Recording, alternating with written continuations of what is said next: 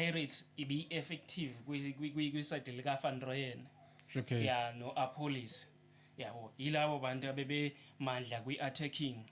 up until naku kuze kufika laphana bebemuse eboxini uApollos Ay reckless tackle nje Yabo, leyana bingenasidingo because yeah. iplayer leyana beseli late ibhola beselihambile seyamkhaba nje yabo and azange sabiza ukuthi usaceba nguref wayikhombe emlotheni yeah wayibiza emlotheni uDe Jong nakhona futhi inikwa uDe Jong ngibe 9 minutes. senomcabango mina ukuthi why inikwa uDe Jong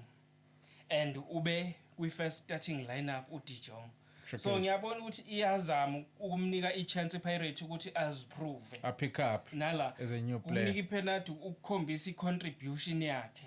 but overall